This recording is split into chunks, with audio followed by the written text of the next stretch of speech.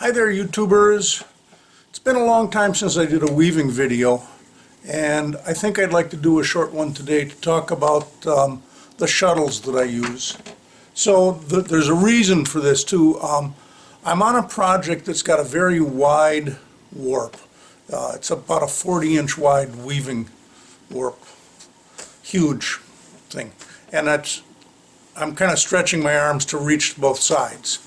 And I discovered in using the shuttles that I normally use that I was really having to throw them hard, put a lot of pressure behind them to go all the way across the warp, because they just would slow down and not quite make it. Then I'd have to reach in and pull them out, and it's a pain. So I got to thinking about what shuttles do I use the most and why do I use them. So this is one of the shuttles that I use the most. It's a relatively thin one. It's made by Shuttle, open bottom, boat shuttle, and you can probably see that there's just a little bit of a upturn at the end here. So you've got kind of a dip like that, and it's going up like that at each end. Okay? And that's what I tend to use the most. I switched to these before I got the weft loom, when I was using almost exclusively my Ashford 8-shaft table loom. And the reason I switched was because the shuttles I had been using before that kept doing what I called submarining. They were diving down below the weave. So let's take a look at one of those.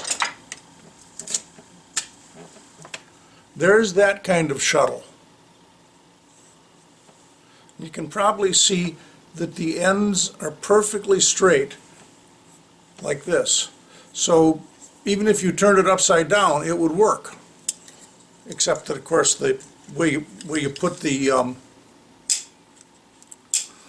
bobbin in needs to be on top, and I like to always have the opening facing toward me. But with this kind in the Ashford, because there's no shuttle race, you've got to be very careful, or this thing's going to go through and suddenly dive down and fall on the floor underneath your weaving. And I found that to be really troublesome. I was spending a lot of time getting down on the floor, picking up the shuttle, winding a couple of turns to put the thread back on the bottom. It's a nice shuttle. It's also a shot, by the way, but it just doesn't work if you don't have a shuttle race on your loom. So I went to this kind. It's a shot. It's a little bit longer.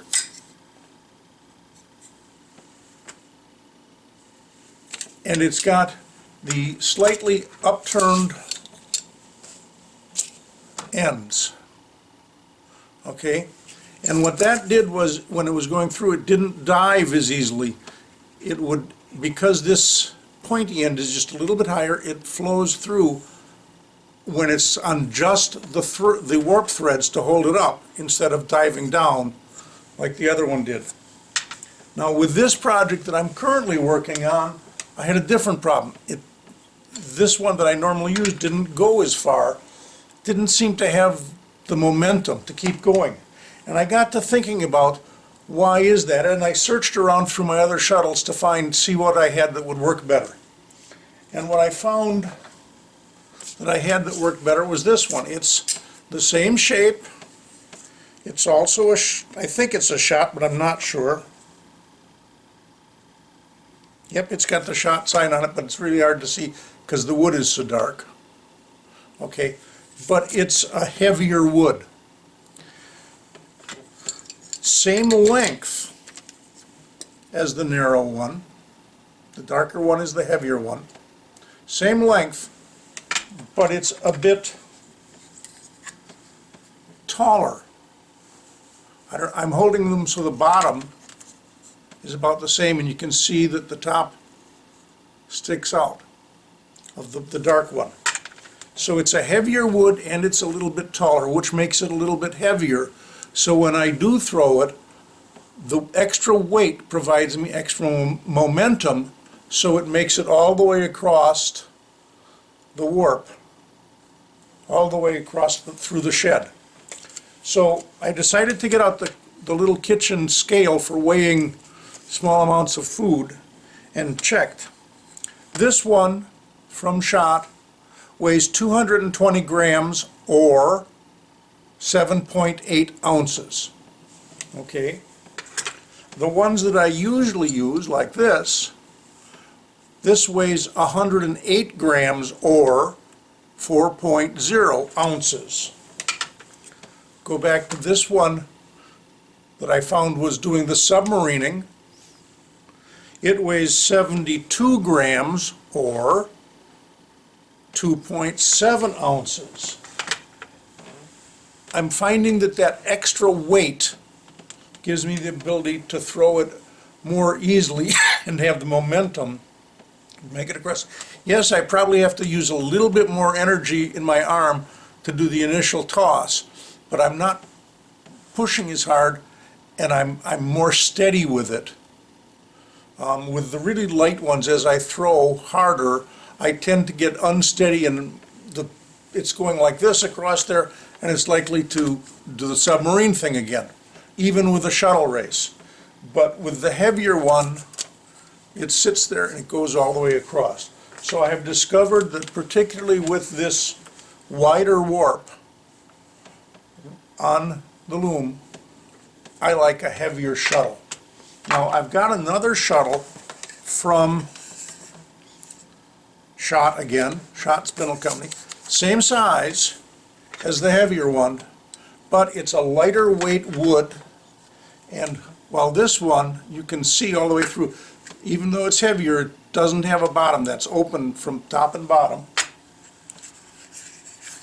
This one is not open. Now this is a lighter wood. It weighs 125 grams or 4.6 ounces, which is very close to the thin open bottom one. So they've used a much lighter wood, and because it doesn't have an opening down there, I find that if I mistakenly wind a little bit too much thread on my bobbin, it gets friction down there and doesn't unwind properly. So I almost never use this shuttle. So that's a little bit about those. I've got a few others. This one is from Harrisville Designs. Again, it's the same on both ends, kind of pointy, and that's going to mean it's going to submarine if you don't have a good shuttle race, and it's fairly light, although I didn't weigh this one.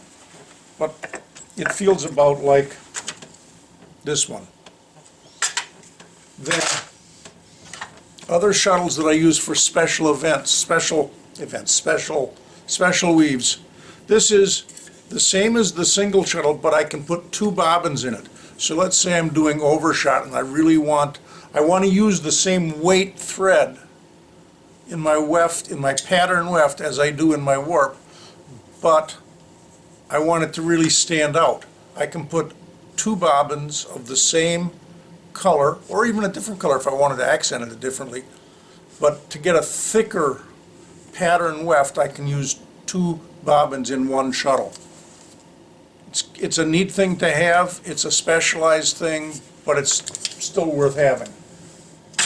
Then, obviously, if I'm doing inkle weaving, I use a totally different shuttle, just a piece of wood like this. I've got some longer ones. I seldom use them, but occasionally, especially on the Ashford table loom, again, without a shuttle race, occasionally I will use a stick shuttle. Not very often. But, and finally there's this monstrosity. This is for,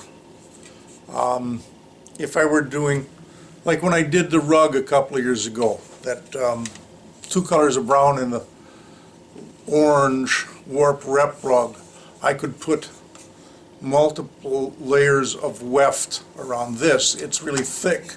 It goes through, again, specialized. This would also work for a rag rug, because you can get rags to go around here. But those are the shuttles that I tend to use, and like I say, for this project, which we'll show you right there, that I've been playing with since forever, the heavier weight shuttle tends to work better. And I'm going to just throw it across without any yarn on it, just so I can, maybe we can see how this works. So that seems fine with no yarn, because the yarn, of course, is producing drag.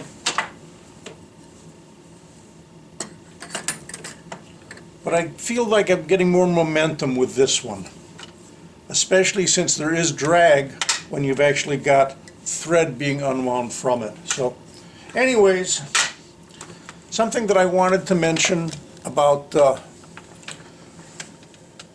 when I'm weaving, what shuttle do I use?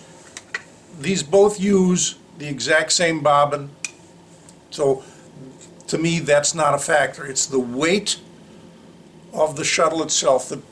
The heavier one provides me more momentum, and with this really wide, at least for me, 41 inches piece of cloth on there that I'm making, the extra momentum from this is just a real help. If I were doing like a dish towel that's 24 inches wide, this is perfect, the lighter weight one. But for the wider project, give me the heavy one. And I didn't realize that before I started this particular project. So anyways, that's just a quick update. I'm working on this project, have been for forever. I kind of lost interest in it and walked away from it for a couple of months, and I'm back to it, and hopefully I'll finish it in the next week or so. So maybe you'll see it then. But that's just to let you know that I am still weaving. Getting back to it, I want to finish this thing. So catch you the next time around on the video camera. Meanwhile, if you do like my videos, especially the weaving ones, and if you're not a subscriber, I'd appreciate subscribing to my channel. If you are a subscriber, thanks a million. We'll see you the next time around. Bye-bye.